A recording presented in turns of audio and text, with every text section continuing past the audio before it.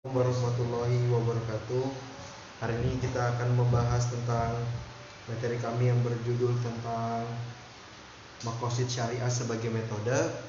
Di sini saya bukan sendiri saja, ada Zulkarnain dan saya sendiri sebagai moderator Aliansa. Segala puji bagi Allah SWT yang telah memberikan kami kemudahan dalam menyusun dan menyelesaikan makalah kami yang berjudul Maqasid Syariah sebagai metode dan menyelesaikan dengan baik dan tepat waktu. Tidak lupa pula salawat dan salam selalu kita curahkan kepada Nabi besar Muhammad SAW yang syafaatnya sangat kita nantikan. Terima kasih kami sampaikan terutama kepada dosen pengampu, yaitu Bapak Dr. Matran MHI, yang telah membimbing sekaligus memberikan pengetahuan dan pengaruh kepada kami. Makalah ini disusun guna memenuhi tugas mata kuliah usul fikih kontemporer. Kami sangat berharap makalah ini dapat menjadikan salah satu referensi bagi masyarakat untuk dapat mengetahui tentang ilmu pembelajaran usul fikih kontemporer, khususnya dalam hal pengertian Maqasid Syariah sebagai metode. Kami menyadari makalah kami masih perlu banyak penyempurnaan karena masih banyak kesalahan. Kami sangat terbuka terhadap kritik dan saran dari pembaca agar makalah ini dapat lebih baik lagi. Mohon maaf apabila terdapat banyak kesalahan pada makalah ini, baik terkait penulisan maupun materi yang disampaikan. Semoga makalah ini dapat memberikan banyak manfaat bagi pembacanya. Bab 1 yaitu pendahuluan latar belakang. Hukum Islam melarang perbuatan yang pada dasarnya merusak kehidupan manusia, sekaligus perbuatan itu disenangi oleh manusia dan perbuatan itu dilakukan hanya oleh seseorang tanpa merugikan orang lain, seperti seseorang yang meminum khamar, minum yang dapat memabukkan. Dalam pandangan Islam, perbuatan orang tersebut tetap dilarang karena dapat merusak akalnya yang seharusnya ia pelihara. Allah mensyariatkan hukum Islam untuk memelihara kemaslahatan manusia sekaligus untuk menghindari masadat baik di dunia maupun di akhirat. Dalam rangka mewujudkan kemaslahatan di dunia dan akhirat, menurut para ulama, usul fikih adalah ilmu unsur pokok yang harus dipelihara dan diwujudkan. Kelima pokok tersebut adalah agama jiwa, akal, keturunan, dan harta. Seorang hamba akan memperoleh kemaslahatan manakala ia dapat memelihara kelima aspek pokok tersebut. Sebaliknya, ia akan memperoleh kemaslahatan manakala ia tidak dapat memelihara kelima unsur tersebut dengan baik.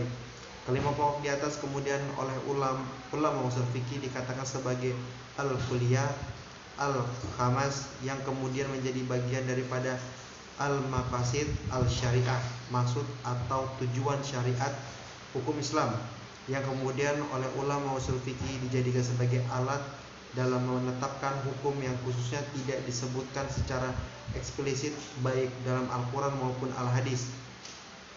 Tulisan ini akan membahas maqasid al-syariah, namun untuk mendapatkan gambaran dan pemahaman yang lebih sistematis dan terasa maka permasalahan dalam makalah ini akan difokuskan pada beberapa persoalan, yaitu apa itu maqasid al-syariah, bagaimana penerapan, apa yang dimaksud dengan pengertian dan kandungan maqasid syariah. 2. Apa yang dimaksud dengan konsep maqasid syariah. 3. Apa yang dimaksud hubungan maqasid syariah.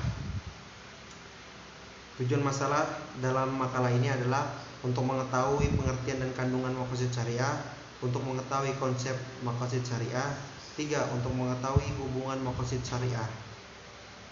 Bab 2 yaitu pembahasan. A. Pengertian dan kandungan maqasid syariah. Maqasid syariah terdiri dari dua kata, maqasid dan syariah.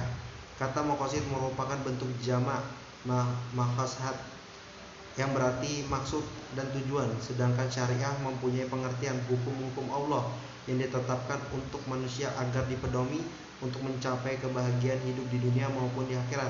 Maka dengan demikian maqasid mencapai kebahagiaan hidup di dunia maupun di akhirat. Maka dengan demikian maqasid al-syariah berarti kandungan nilai yang menjadi tujuan pensyariatan hukum. Maka dengan penetapan hukum Asfir Jaya 1966, Izzuddin bin Abdassalam sebagaimana dikutip oleh Khairul Uwam 2001 sampai 1125 mengatakan bahwa segala taklif hukum selalu bertujuan untuk kemaslahatan hamba manusia dalam kehidupan dunia dan di akhirat. Allah tidak membutuhkan ibadah seseorang karena ketaatan dan maksiat hamba tidak memberikan pengaruh apa-apa terhadap kemuliaan Allah. Jadi sarana manfaat hukum tidak lain adalah kepentingan manusia. Menurut Satria Effendi pada tahun 1998, Maqasid al-Syariah mengandung pengertian umum dan pengertian khusus. Pengertian yang bersifat umum mengacu pada apa yang dimaksud oleh ayat-ayat hukum atau hadis-hadis hukum, baik yang ditunjukkan oleh pengertian kebahasannya atau tujuan yang terkandung di dalamnya. Pengertian yang bersifat umum itu identik dengan pengertian istilah maqasid al-syariah. Maksud Allah dalam penurunan ayat hukum atau maksud Rasulullah dalam pengeluaran hadis hukum. Sedangkan pengertian apa yang bersifat khusus adalah substansi atau tujuan yang hendak dicapai oleh satu rumus hukum. Sementara itu, Wahab al-Zuhali pada tahun 1986 mendefinisikan maqasid syariah dengan makna-makna dan tujuan-tujuan yang dipelihara oleh syariah dalam seluruh hukum atau sebagai besar hukumnya atau tujuan akhir dan ayat syariat dan rahasia-rahasianya yang diletakkan oleh syariah pada setiap hukumnya. Kajian tarim maqasid al-syariah dalam hukum Islam adalah sangat penting. Urgensi itu didasari pada pertimbangan-pertimbangan sebagai berikut. Pertama, hukum Islam adalah hukum yang bersumber dari wahyu Tuhan dan diperuntukkan bagi umat manusia. Oleh karena itu, ia akan selalu berhadapan dengan perubahan sosial. Dalam posisi seperti itu, apakah hukum Islam yang sumber utamanya Al-Quran dan Sunnah turun pada beberapa abad yang lampau dapat beradaptasi dengan perubahan sosial? Jawabannya, elemen hukum Islam dan salah satu elemen yang terpenting adalah teori maqasid al-syariah. Kedua, dilihat dari aspek histori. Sesungguhnya perhatian terhadap teori ini telah dilakukan oleh Rasulullah SAW, para sahabat dan generasi mujtahid sesudahnya. Ketiga, pengetahuan tentang maqasid al-syariah merupakan kunci keberhasilan mujtahid dalam ijtihad, karena di atas landasan tujuan hukum itulah setiap persoalan dalam berumuamalah antara sesama manusia dapat dikembalikan. Abdul Wahab Khalaf 1998, seorang pakar usul fikih, menyatakan bahwa nas-nas syariah itu tidak dapat dipahami secara benar kecuali oleh seseorang yang mengetahui maqasid al-syariah. Juhali pada tahun 1986 yang mengatakan bahwa pengetahuan tentang maqasid al-syariah merupakan persoalan daruri urgen bagi mutazid ketika akan memahami nas dan membuat istibat hukum, dan bagi orang lain dalam rangka mengetahui rahasia-rahasia syariah. Memang bila diteliti semua perintah dan larangan Allah dalam Al-Quran, begitu pula surahan dan larangan Nabi SAW dalam sunnah yang terumuskan dalam fikih, akan terlihat bahwa semuanya mempunyai tujuan tertentu dan tidak ada yang sia-sia. Semuanya mempunyai hikmah yang mendalam, yaitu sebagai rahmat bagi umat manusia, sebagaimana yang ditegaskan dalam Al-Quran ayat An-Nabiyah 107 tentang tujuan Nabi Muhammad diutus. Dan tidaklah kami mengutusmu kecuali menjadi rahmat bagi seluruh alam. Quran An-Nabiyah 127. Rahmat untuk seluruh alam dalam ayat di atas diartikan dengan kemaslahatan umat, sedangkan secara sederhana masalah ini dapat diartikan sebagai sesuatu yang baik dan dapat diterima oleh akal yang sehat. Diterima akal yang mengandung pengertian bahwa Akal itu dapat mengetahui dan memahami motif di balik penetapan suatu hukum, yaitu karena mengandung kemaslahatan untuk manusia, baik dijelaskan sendiri alasan oleh Allah SWT atau dengan jalan rasionalisasi. Surahan Allah untuk berzikir dan sholat dijelaskan sendiri oleh Allah, sebagaimana yang termaksud dalam ayat berikut. Ketahuilah bahwa dengan berzikir itu hati akan tentram. Quran Ar-Ra'd 28. Dan sesungguhnya sholat itu mencegah dari perbuatan keji dan mungkar. Quran Al-Ankabut 445. Memang ada beberapa aturan hukum yang tidak dijelaskan secara langsung oleh syariat. Pembuatan syariat dan akal pun sulit untuk membuat rasionalisasi, seperti penetapan waktu sholat zuhur yang dimulai setelah tergelincirnya matahari. Meskipun begitu, tidaklah berarti penetapan hukum tersebut tanpa tujuan. Hanya saja barangkali rasionalisasinya belum dapat dijangkau oleh akal manusia. Kandungan maqasid al-syariah dapat diketahui dengan merujuk ungkapan Al-Syatibi tanpa tahun 6, seorang tokoh pembaru usul fikih yang hidup pada abad ke-8 Hijriah. Dalam kitabnya Al-Muwafaqat fi Usul Al-Syariah, di situ beliau mengatakan bahwa sesungguhnya syariat itu ditetapkan tidak lain untuk kemaslahatan manusia di dunia dan di akhirat. Jadi pada dasarnya syariat itu dibuat untuk mewujudkan kebahagiaan individu dan jamaah, memelihara aturan serta menyamarkan dunia dengan segenap sarana yang akan menyampaikan kepada jenjang kesempurnaan kebaikan budaya dan peradaban yang mulia, karena dakwah Islam merupakan rahmat bagi manusia. Dari pengertian di atas dapat dikatakan bahwa yang menjadikan bahasan utama dalam maqasid al-syariah adalah hikmah dan ilat ditetapkan suatu hukum.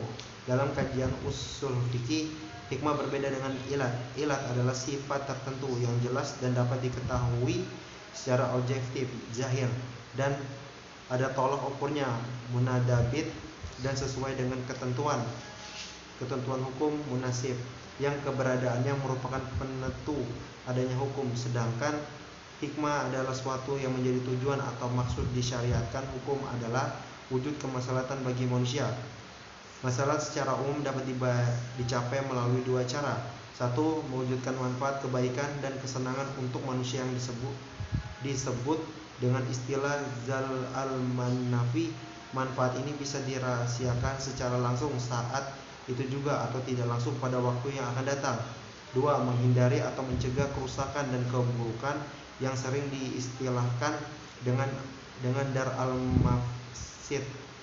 Adapun yang dijadikan tolak ukur untuk menentukan baik buruknya manfaat dan masadaya suatu yang dilakukan adalah apa yang menjadi kebutuhan dasar bagi kehidupan manusia.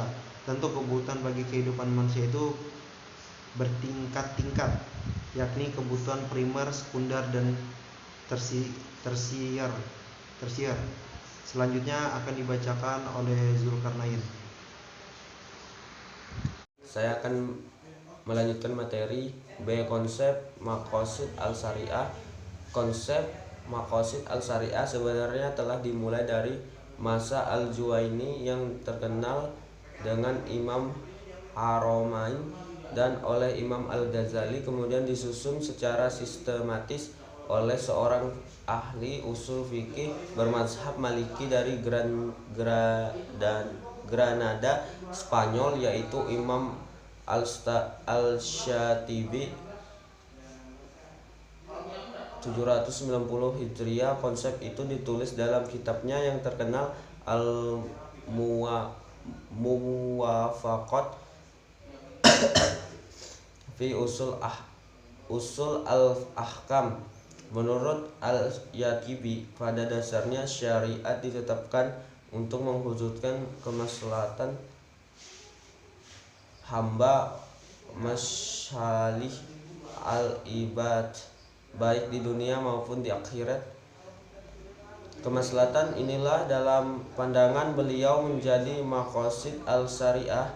Dengan kata lain, penetapan syariah baik secara keseluruhan jumlatan maupun secara rinci tafsilan didasarkan pada suatu illat motif penetapan hukum, yaitu mewujudkan kemaslahatan hamba.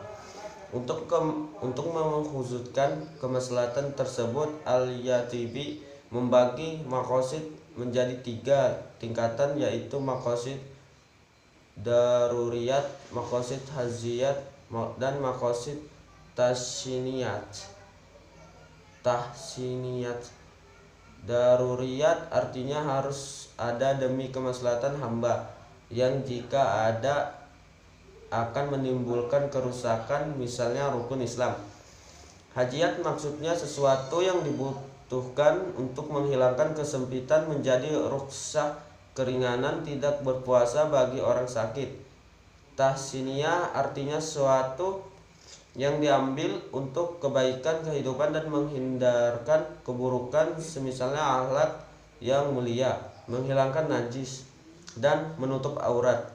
Daruriyat, beliau menjelaskan rinci mencakup 5 tujuan, yaitu 1. Menjaga agama hits an din, 2. Menjaga jiwa hits an naf, 3. Menjaga akal hits al qalb, menjaga keturunan hits an nasi, menjaga harta hits al mal.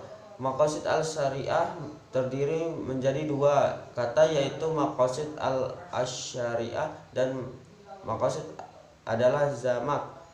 Dari maksud berasal dari darfil qashada yang berarti menghendaki atau memaksudkan. Maqasid berarti hal-hal yang dikehendaki dan dimaksudkan, sedangkan syariah berarti jalan menuju sumber air yang dapat pula diartikan sebagai jalan ke arah sumber keadilan dan jalan menuju sumber kehidupan.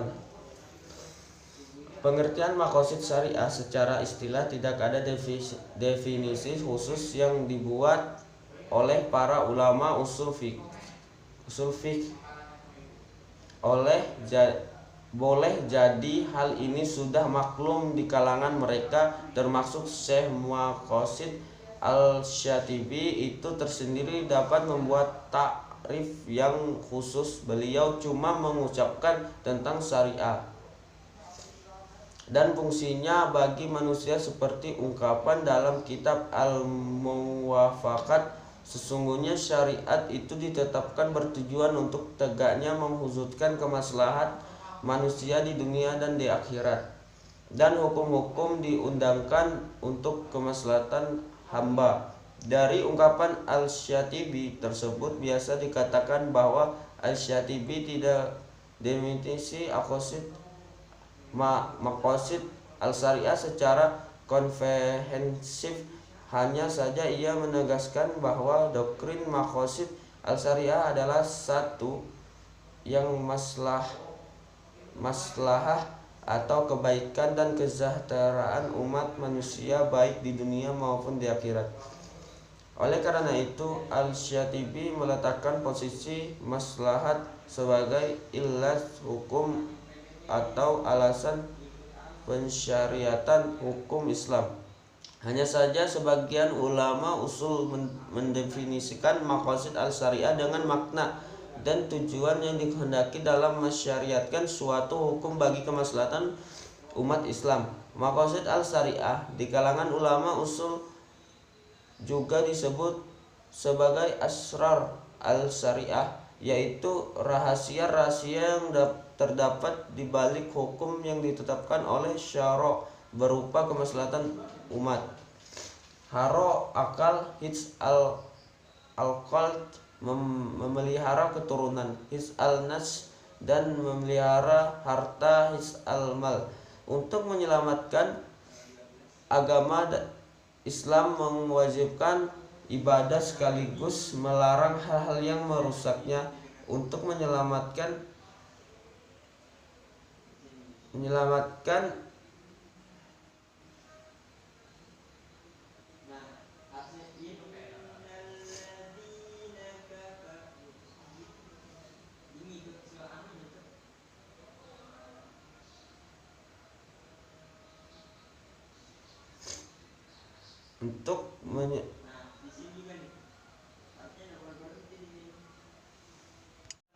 Untuk menyelamatkan agama Islam mewajibkan ibadah sekaligus melarang hal-hal yang merusak.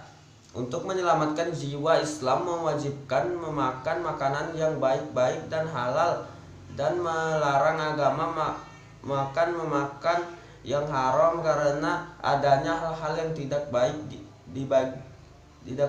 bagi diri manusia. Selain itu mewajibkan memelihara jiwa seseorang dan mengharamkan membunuh jiwa manusia. Untuk menyelamatkan akal, Islam melarang hal-hal yang dapat merusak fungsi akal, misalnya meminum minuman yang memabukkan sehingga menyebabkan manusia hilang kesadaran dirinya. Untuk menyelamatkan keturunan, Islam mewajibkan nikah dan mengharamkan zina. Dan untuk menyelamatkan harta, Islam mensyariatkan hukum muamalah yang baik dan benar, dan melarang upaya-upaya yang merusak seperti melakukan pencurian. Kedua, maqasid al-haziyah, ia kebutuhan sekunder, di mana dalam tingkatan ini apabila kebutuhan tersebut tidak dapat diwujudkan, tidak sampai mengancam kemaslahatan manusia, namun bisa mengakibatkan terjadinya hambatan dan kesulitan untuk mewujudkan kemaslahatan tersebut. Oleh karena itu, kebutuhan atau maqasid al-haziyah dibutuhkan untuk mempermudah mencapai kepentingan bersifat daruriyah dan menyingkarkan hal-hal yang mempersulit terwujudnya kebutuhan daruriyah. Oleh karena itu, fungsinya yang mendukung dan melengkapi tujuan primer, maka kebutuhan haziyah ini kehadirannya sangat dibutuhkan. Misalnya untuk melaksanakan ibadah sholat sebagai tujuan primer, maka dibutuhkan berbagai fasilitas, misalnya masjid. Tanpa adanya masjid, tujuan untuk memelihara agama al-din tidaklah gagal atau merusak secara total, namun bisa mengakibatkan munculnya berbagai kesulitan. Ketiga, kebutuhan taksiniyah atau kebutuhan tersier adalah tingkatan kebutuhan yang apabila dipenuhi tidak akan mengancam eksistensi salah satu dari 5 hal pokok tadi dan tidak menimbulkan kesulitan. Menurut Syatibi, pada tingkatan ini menjadi ukuran adalah hal-hal merupakan kepatutan menurut adat istiadat, menghindari hal-hal yang tidak enak dipandang menurut kepatutan dan sesuai dengan tuntunan norma sosial dan akhlak. Pada tingkatan ini kebutuhan haziyah bersifat relatif dan lokal sejauh tidak bertentangan dengan nas Al-Quran dan hadis. Sebagai contoh dalam tingkatan kebutuhan ini adalah apakah masjid yang dibutuhkan dalam rangka mewujudkan kebutuhan daruriyah, yakni memelihara agama melalui ibadah sholat, dalam membentuk bentuk arsitektur sesuai dengan taraf perkembangan kebudayaan lokal, misalnya menggunakan model Kubah, Madinah atau Mekah dan lain-lain. Sesuai itu diserahkan pada rasa dan nilai estetika dan kemampuan lokal. Untuk mencapai pemeliharaan 5 unsur pokok di atas secara sempurna, maka 3 tingkatan maqasid al-syariah tersebut tidak dapat dipisahkan. Kepentingan daruriyah merupakan dasar dan landasan bagi kepentingan yang lainnya, dan kepentingan haziyah merupakan penyangga dan penyempurna bagi kepentingan daruriyah, sedangkan tasniyah merupakan unsur penopang bagi kepentingan haziyah dan sekunder.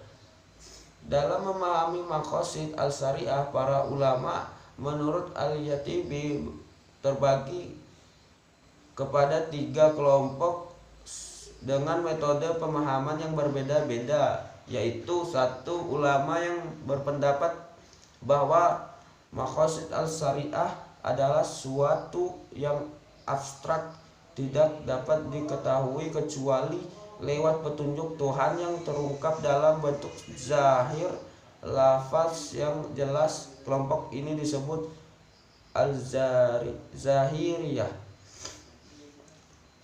2. Ulama yang tidak menempuh zahir nas.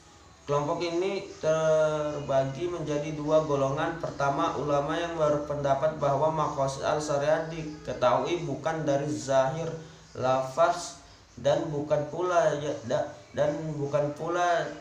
dari tunjukkan zahir lafaz, akan tetapi ia merupakan hal lain yang ada di balik tujuan zahir lafaz, yang berpendapat dalam semua aspek syariat. Kelompok ini disebut ulama al-ratiniyah. Kedua, ulama yang berpendapat bahwa maqasid al-syariah harus dikaitkan dengan pengertian lafaz. Artinya zahir lafaz tidak harus mengandung tujuan mutlak. Apabila berpendapat bertentangan zahir lafaz dengan nalar, maka yang diutamakan adalah didahulukan adalah pengertian nalar, baik atas dasar keharusan menjaga kemaslahatan atau tidak. Kelompok ini disebut ulama amikin fi al-qiyas. 3. Ulama yang melakukan penggabungan 2 pendekatan zahir lafaz dan pertimbangan illat dalam suatu bentuk, tidak merusak pengertian zahir lafaz dan tidak pula merusak kandungan makna atau illat, sehingga tetap berjalan secara harmoni tanpa kontradiksi. Kelompok ini disebut ulama al-rasikin. Kaitan dengan hal tersebut, Yatibi dalam memahami maqasid al-syariah merumuskan 2 cara, yaitu 1. Melakukan analisis terhadap lafaz pemerintah dan larangan. Suatu perintah menurutnya menghendaki perwujudan dari sesuatu yang diperintah persujudan. Isi dari pemerintah itu menjadi tujuan yang dikehendaki oleh syari. Demikian pula sebaliknya, sebuah larangan menghendaki suatu perbuatan yang dilarang itu ditinggalkan keharusan meninggalkan perbuatan yang dilarang oleh Tuhan.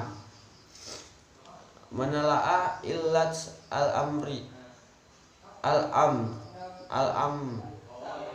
perintah dan al-nahi larangan.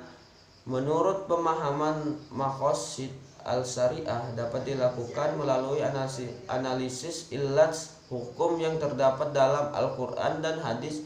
Illat adalah kemaslahatan dan hikmah-hikmah yang berkaitan dengan perintah al-amri, kebolehan al-ibadah, al-ibahah, dan kemafsadatan al-mafasid yang berkaitan dengan larangan al-nahi.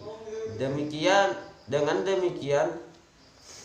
demikian illat suatu hukum adalah kemaslahatan yang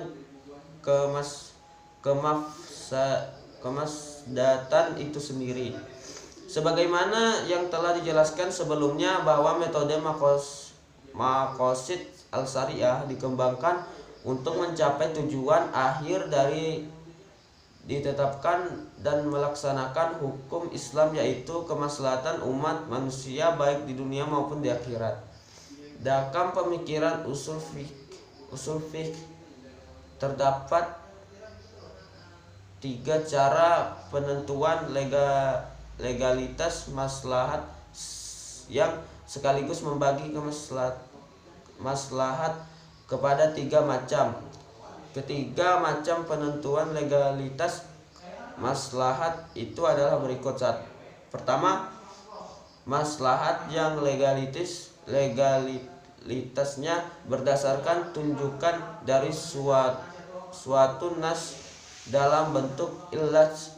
Nas itu sendiri menyebut suatu itu dianggap sebagai suatu maslahat. Ini yang disebut maslahat al-muttabarah. Pemeliharaan jiwa manusia misalnya merupakan kemaslahatan yang harus diwujudkan. Keharusan perwujudan ini ditunjukkan oleh Tuhan sebagai al-syari dalam Al-Quran, yaitu sebagaimana yang termaksud dalam surah Al-Baqarah ayat 178 yang menyatakan tentang pelaksanaan hukum qisas. Demikian juga dengan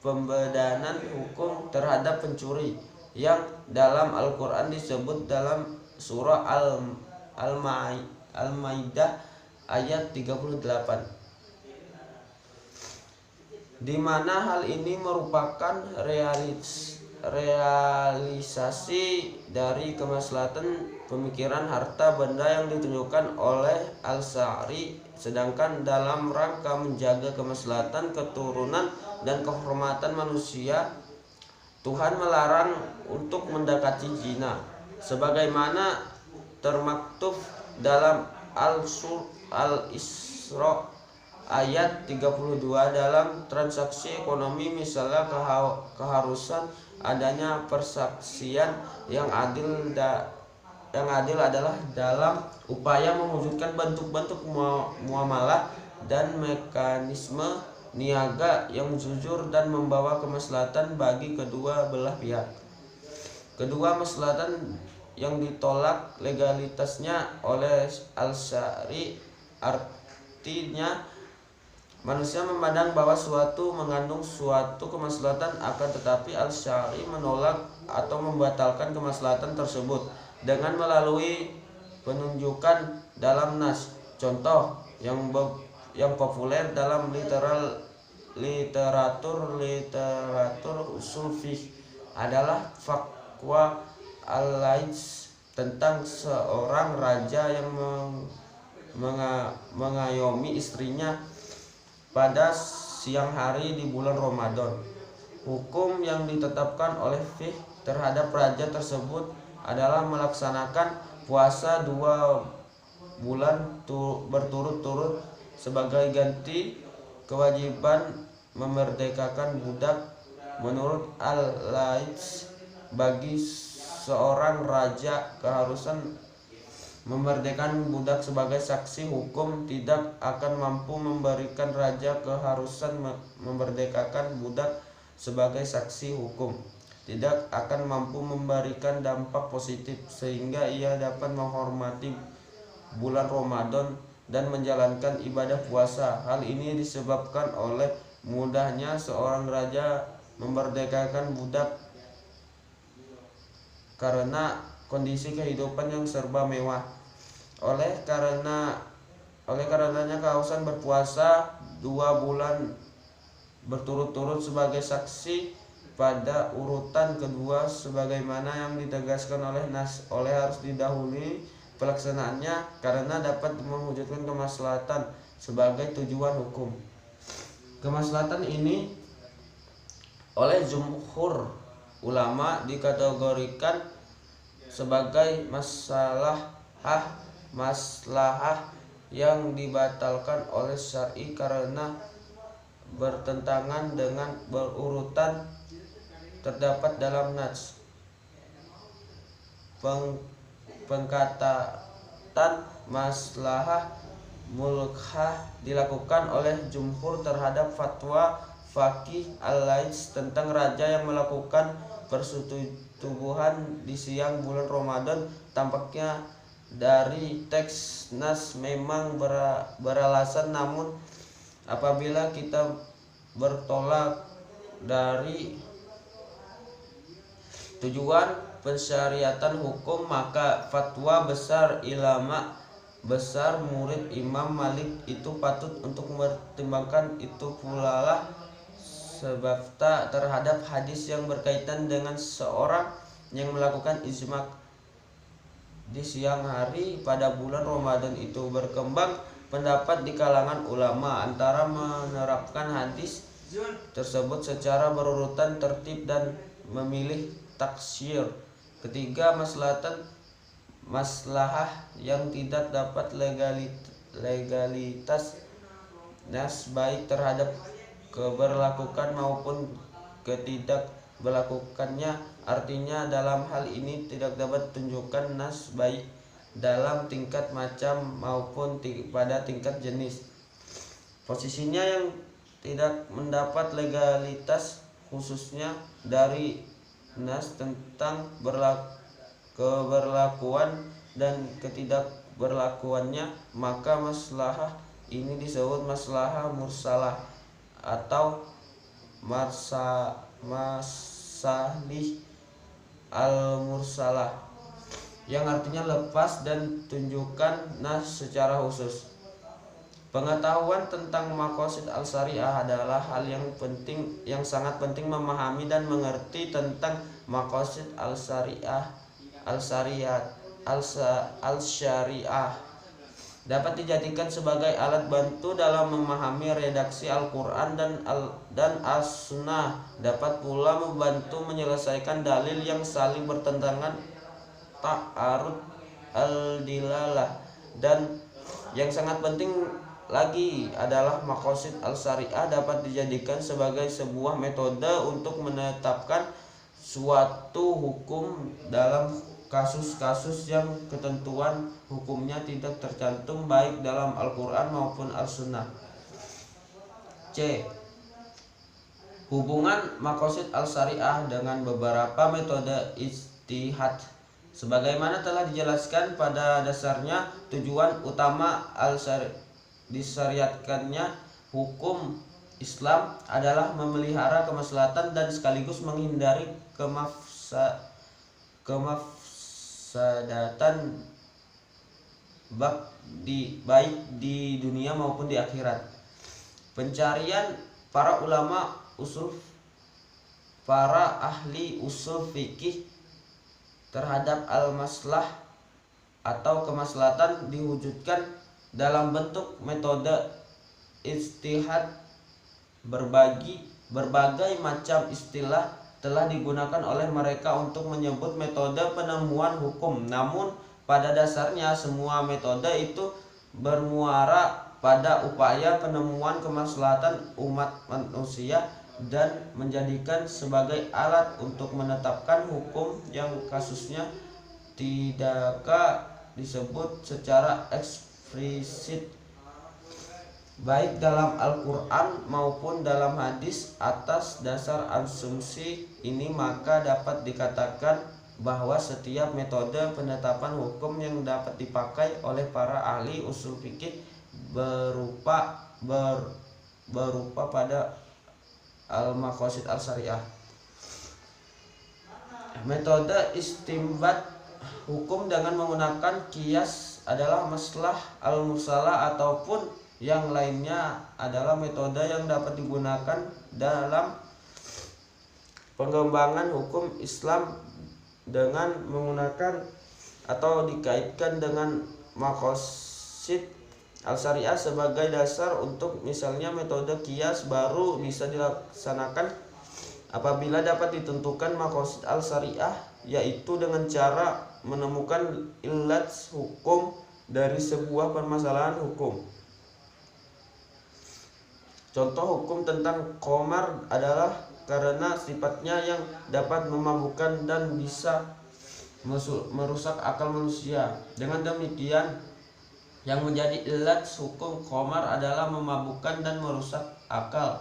Qamar adalah hanya salah satu contoh dari sekian banyak hal yang memiliki kesamaan sifat dengannya. Terlebih dengan berkembangnya ilmu pengetahuan dan teknologi dewasa ini, maka sangat banyak sifat-sifat dan zat-zat kimiawi yang memiliki kesamaan sidat dan fungsi dengan qamar di atas. Dari sini dapat dilihat betapa eratnya hubungan metode qiyas dengan maqasid al-syariah. Para ahli usul fikih mengelaborasi keterkaitannya. Menurut mereka illat baru bisa dijadikan sebagai dasar penetapan hukum setelah diketahui dan ditelusuri maksud disyariatkannya hukum itu. Dalam menentukan maksud dan tujuan hukum tidak dapat diabaikan pemahaman tentang maslahat dan mafsadat yang menjadi inti kajian maqasid al-syariah. Selain itu, untuk mengetahui kedudukan maslahah al-mursalah dalam pandangan para ulama, tampaknya memang harus dikaitkan dengan analisis maqasid al-syariah. Analisis ini dapat melahirkan dua dampak positif. Pertama, dapat menambahkan titik temu perbedaan pendapat antara ulama yang menggunakan maslahah al-mursalah. Kedua, analisis keterkaitan ini menunjukkan bahwa betapa pentingnya maqasid al-syariah dalam rangka penajaman analisis metode masalah al-mursalah sebagai corak penalaraan istislahi untuk memecahkan permasalahan-permasalahan hukum dalam Islam. Dalam hubungannya dengan dampak yang pertama, yakni titik temu perbedaan pendapat para ulama, amat penting dan menarik untuk mengemukakan pendapat Imam Al-Ghazali. Menurut Imam Al-Ghazali, apabila yang dimaksud dengan maslahah adalah dalam rangka memelihara dan mewujudkan tujuan syara', maka tidak diperselisihkan, bahkan harus diikuti karena ia merupakan hujjah. Oleh karenanya Abu Zahroh misalnya langsung mengingatkan maqasid al-syariah dengan batasan maslahah al-mursalahnya. Baginya suatu kemaslahan harus sesuai dengan maksud-maksud pembuat hukum secara umum. Terkaitan maqasid al-syariah secara tegas dinyatakan oleh Al-Yatibi, setiap kemaslahan tidak bisa ditunjukkan oleh nas secara khusus, akan tetapi hal itu sesuai dengan tindakan syara', maka maslahah seperti ini dapat menjadikan dasar hukum, namun ia membatasi lapangan peranan masalah al-mursalah dalam arti pengembangan hukum untuk bidang muamalah. Dalam karyanya Al-Istiham, Al-Yatibi banyak mengemukakan contoh maslahah al-mursalah. Ia dikaitkan secara erat dengan maqasid al-syariah, antara lain tentang pendakwinaan atau kodifikasi Al-Quran dan kesaksian anak-anak. Terkait dengan kodifikasi Al-Quran, memang tidak ada nas yang memerintahkannya, akan tetapi ia juga tidak dapat nas yang melarang sikap diam syar'i. Ini dapat diduga bahwa pada waktu itu tidak motif menjadi pendorong keharusan pendakwinaan Al-Quran. Dengan demikian pendakwinaan Al-Quran yang terjadi kemudian tidaklah bertentangan dengan al-syari. Sedangkan dalam masalah kesaksian anak-anak, atas dasar kemaslahatan kesaksian mereka dapat pertimbangkan hakim dalam memutuskan suatu perkara walaupun tidak ada ketetapan dewasa. Kasus-kasus penganiayaan yang terjadi di kalangan anak-anak yang sulit menjadi persaksian dari orang dewasa, maka persaksian anak-anak menjadi bahan pertimbangan. Dari uraian contoh-contoh di atas, tampaklah akan pentingnya pertimbangan maqasid al-syariah dan metode memahaminya untuk memperkuat dan mempertajam analisis metode maslahah al-mursalah sebagai corak penalaraan istilah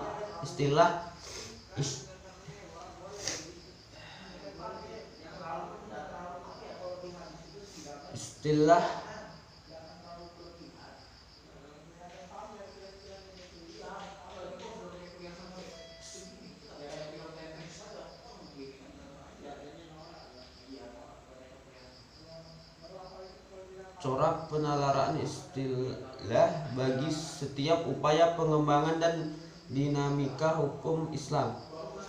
Merusak akal manusia, dengan demikian yang menjadi ilat hukum khamar adalah memabukkan dan merusak akal.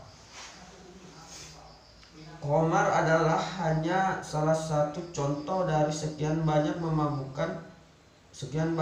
hal yang memiliki kesamaan sifat dengannya.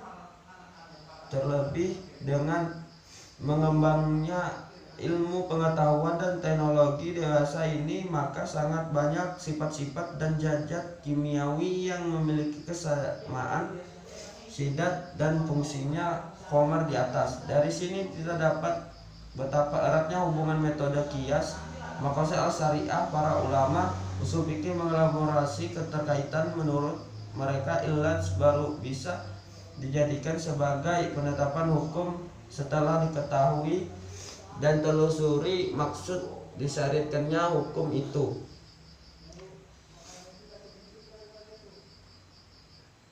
Dalam menentukan maksud dan tujuan hukum tidak dapat diabaikan pemahaman tentang kemaslahat dan mafsadat yang menjadi inti kajian maqasid al-syariah. Selain itu, mengetahui kedudukan maslahat al-mursalah dalam pandangan para ulama tampaknya memang harus dikaitkan dengan analisis maqasid al-syariah. Analisis ini dapat melahirkan dua dampak positif. Pertama, dapat menampakkan titik temu perbedaan pendapat para ulama yang menggunakan maslahah al-mursalah. Kedua, analisis terkait ini dapat menunjukkan bahwa betapa pentingnya maqasid al-syariah dalam rangka penajaman analisis metode masalah al-mursalah sebagai corak penalaraan istislah untuk memecahkan permasalahan-permasalahan hukum dalam Islam. Dalam hubungannya dalam dampak yang pertama, yakni titik temu perbedaan pendapat para ulama, amat penting dan menarik untuk mengemukakan pendapat Imam Al-Ghazali. Menurut Imam Al-Ghazali, apabila yang dimaksud dengan maslahah adalah dalam rangka memelihara, mewujudkan dan tujuan syar'i, maka tidak perlu diperselisihkan, bahkan harus diikuti karena ia merupakan hujjah. Oleh karena Abu Zahroh misalnya langsung mengaitkan maqasid al-syariah dengan batasan. Oleh karenanya Abu Zahroh misalnya langsung mengaitkan maqasid al-syariah dengan batasan maslahah al-musalahnya bagi suatu kemaslahatan harus sesuai dengan maksud-maksud perbuatan hukum. Secara umum terkaitnya maqasid al-syariah secara tegas dinyatakan oleh Al-Yatibi, setiap kemaslahatan yang tidak ditunjukkan oleh nas secara khusus akan tetapi hal itu sesuai dengan tindakan syara, maka kemaslahah seperti ini dapat menjadi dasar hukum, namun ia membatasi larangan peranan masalah al-mursalah dalam arti pengembangan hukum untuk bidang muamalah. Dalam karyanya Istisham, Al-Yatibi banyak mengemukakan contoh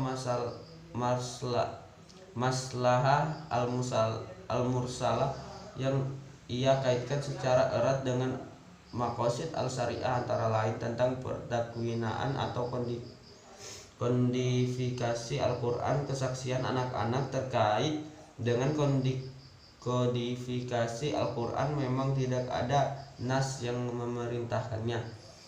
Pada materi hari ini yaitu pensyariatan hukum Islam oleh Al-Syari. Dalam hal ini adalah Allah SWT tidak hanya untuk mewujudkan kemaslahatan manusia dan menjatuhkan manusia dari kemafsadatan yang dapat merugikan baik dunia maupun di akhirat. Hanya saja penafsiran hukum Islam yang tertuang dalam Al-Quran dan hadis Rasulullah SAW ada kalanya menunjukkan terhadap maksud diturunkan atau disyariatkan syariat tersebut bersifat eksplisit atau jelas, dan ada kalanya tidak jelas. Selain itu, perkembangan dan kemajuan hidup manusia membuat munculnya persoalan-persoalan hukum baru yang ketentuan hukum tidak terdapat dalam Al-Quran dan hadis. Oleh karena itu, dalam hal ini peran para mujtahid tidak terdapat mujtahid sangat dibutuhkan untuk memecahkan kasus-kasus hukum tersebut dalam menemukan suatu kemaslahatan dalam setiap ijtihad hukumnya. Maka dalam rangka pengembangan hukum Islam dalam konteks ini, maqasid al-syariah memiliki peran yang sangat penting untuk menjaga dan mewujudkan kemaslahatan umat manusia baik dunia dan juga di akhirat. Sekian, terima kasih. Assalamualaikum warahmatullahi wabarakatuh.